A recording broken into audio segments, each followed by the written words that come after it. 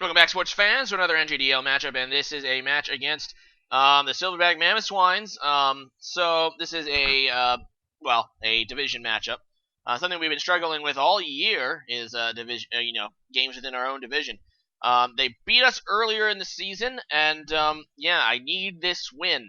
We are sitting at 8-5, and that might seem like an okay record, but our conference has a super tight wild card race.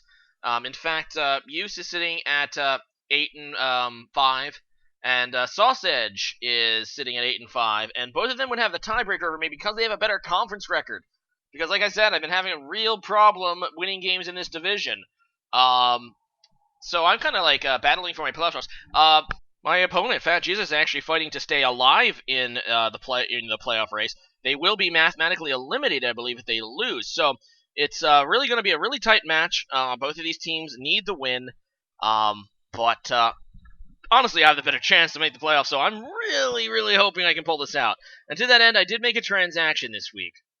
I did decide to move on from Slurpuff. It's not so much that I really didn't like it, but I only used it in one match, and looking at my remaining schedule, there's not really a game left that I would really consider using it, just because it has a poor matchup. And I decided to pick up Scrafty, who's sitting there as an NU, and so that actually saves us $2. So we can make another transaction potentially next week and the week after. But Scrafty does some nice things against Steam. Obviously, against Jirachi, it's immune to his psychic moves. It has access to Intimidate, and it has actually pretty good defenses. So I decided to actually go for the Assault Vest with the Intimidate, kind of similar to what you see Incineroars doing these days. And it has actually a pretty positive matchup against most of my opponent's team. It can pretty much wall Porygon too, and hit it hard with stab fighting moves.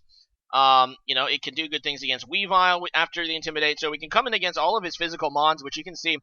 Fat Jesus just has an absolutely aggro roster. He has some really fast Pokemon in Weavile and Mega Beedrill, and he added Superior a couple weeks ago in place of his Xurkitree, which actually did a number to me in the first battle.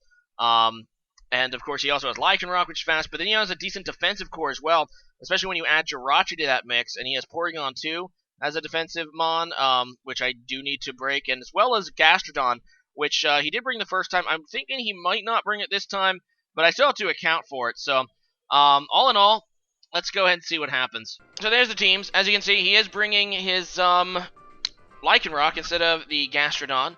And we end up both trying to lead aggro here. So I'm gonna go ahead and lead with my Arceus. And the reason I do that is because I know I will threaten some of his faster sweepers with extreme speed. I did bring Substitute as well in case he wants to lead with Porygon 2. So I can just go for that to avoid the status. And I see this Superior, and yeah, that did way more damage than I really thought. I'm just going to go for the Swords Dance, knowing that I have a very good chance of KOing at +2. But unfortunately for me, Fat Jesus surprises me here with this set. It's a spec set, but it has really high defense investment, allowing him to actually survive a +2 extreme speed and then finish me off. So that is not good. God is dead right off the bat. This guy has +4 special attack. It outspeeds my whole team. I didn't bring Thundurus, because Thundurus really doesn't do much to his team. So my only real option here, because everything else dies to a Leaf Storm, including Ninetales, is to go into my Ninetales, and get the Sun up. So right off the bat, things not looking good. I was so close to leading with my Araquanid, but I wanted to, start off the battle with, offensively, because I need the win, but the Superior did a better job. So I'm able to take it out, thankfully, because obviously I do have the Chlorophyll. And in comes this Jirachi, and I decide to switch out, predicting a Iron Head into my Araquanid, which obviously has the Resist. So I know that he's going to have offensive Jirachi, being that he because I was thinking he would either bring defensive Jirachi with Stealth Rocks, but because he did have a Lycanroc, I believe that's going to be his Rock Setter. But anyway, he's going to go to his Porygon 2. I decided to set up Sticky Webs to try to neuter some of his faster Pokemon in his Beedrill and his Weavile. So I got those set up.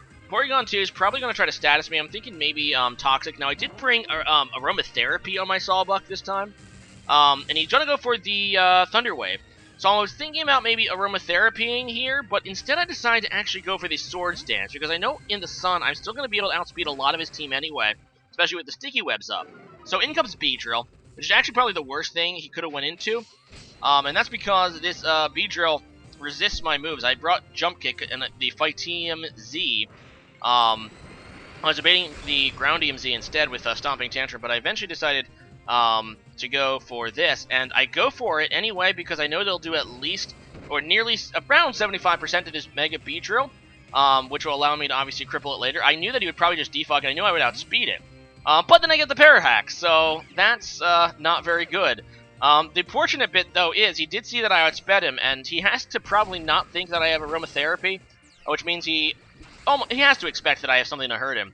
So I'm just going to go ahead and pop it again, expecting him to switch, and he does. He goes out into his Weavile, and much like last time, this Weavile is going to prove to be Focus Sashed, so he is going to survive, but I do cripple a lot.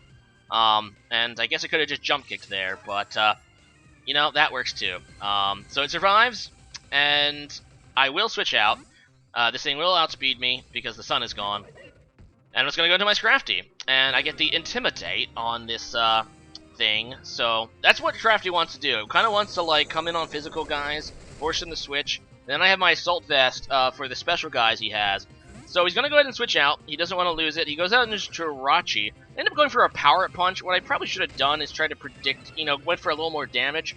Because he goes with his Jirachi, and at this point I don't think I can live without the Intimidate to Iron Head, so I decide to switch out into Araquanid. He ends up bringing Dazzling Gleam, I guess worried about my, so that's a good thing I switched. I wasn't actually expecting that. I mean, I guess back in my mind I knew it could have Dazzling Gleam, but I saw there was like a physical set, so, either way, I mean, I didn't want to take an Iron Head at the off chance that it would kill me, so, you know, flinch and kill me.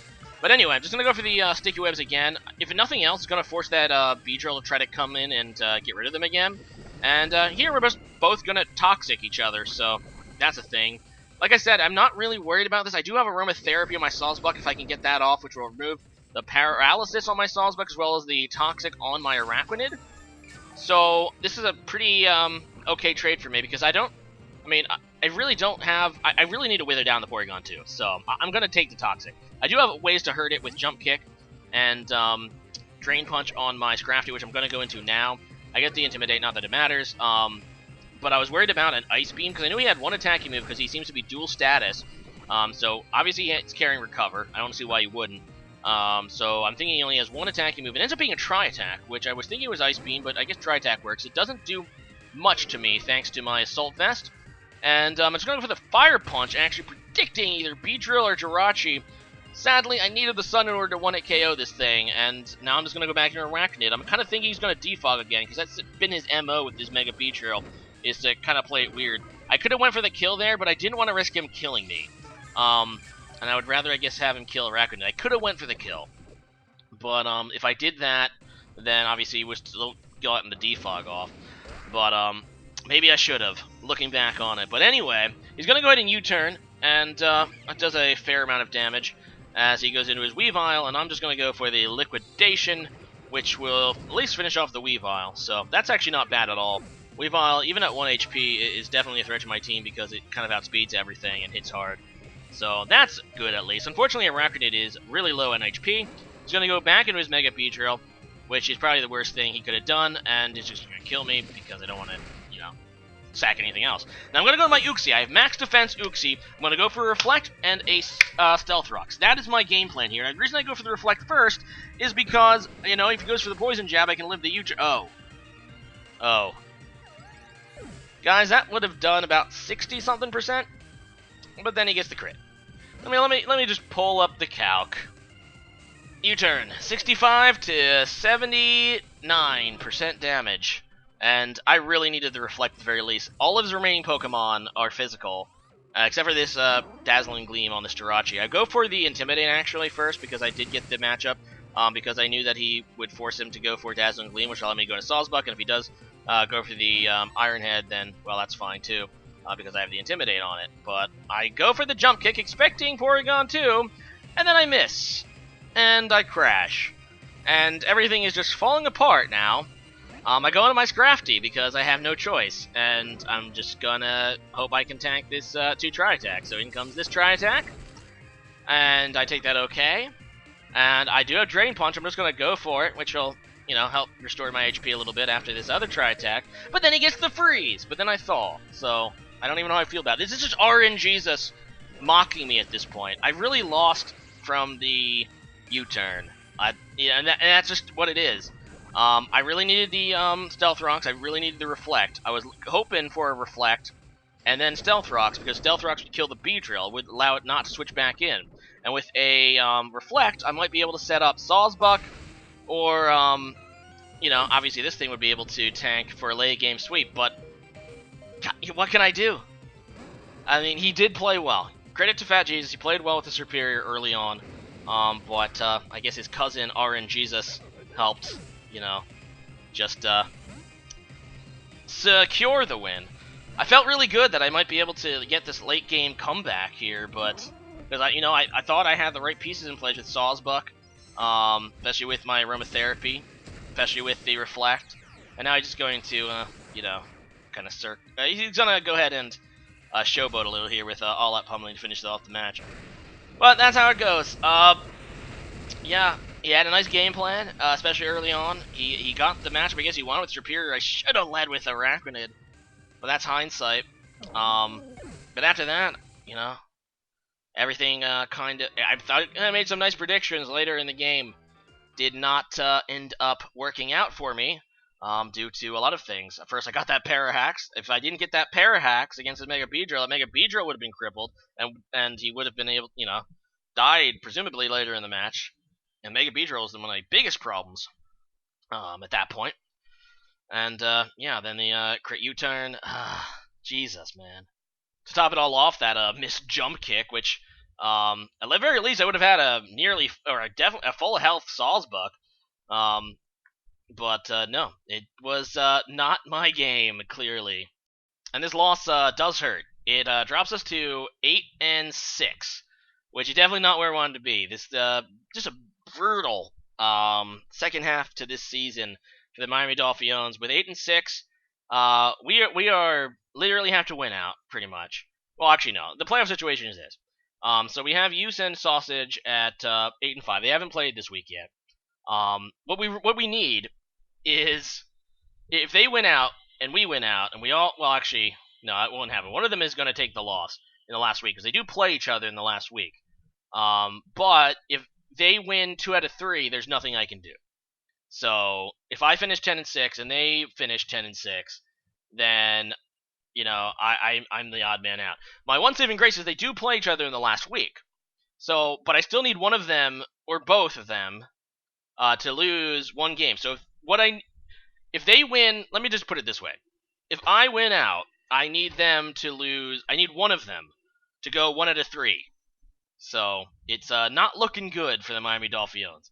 But the pressure's a little bit off. I'm not quite as, I'm in an okay place. It is what it is.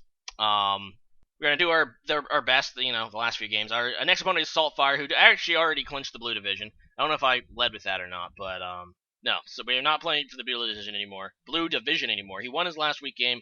We lost to Mr. Mag, so he already clinched the division. We're gonna have the rematch against him. We have to win that game. I think the only way we can get into the playoffs as 9-7 is if one of Use or Sausage lose out, which is obviously not likely to happen. But it's going to be a rough match against him. And our last opponent is going to be against the Los Angeles Lucario. They are 4-9, so not a great team, but it's just been a brutal blast out of this even. Anyway, we're going to go ahead and end this with a question of the day. Today's question of the day is going to be... You know what? Screw it. What is your favorite pizza topping? I can't really think of anything else. As for me, I'm actually, I used to like bacon, but now I'm kind of like a mushroom man. I kind of like mushrooms. I don't know. I mean, they don't really taste like anything, but they add to the pizza, the texture. So yeah, leave a comment about that and see you guys again next time. Later.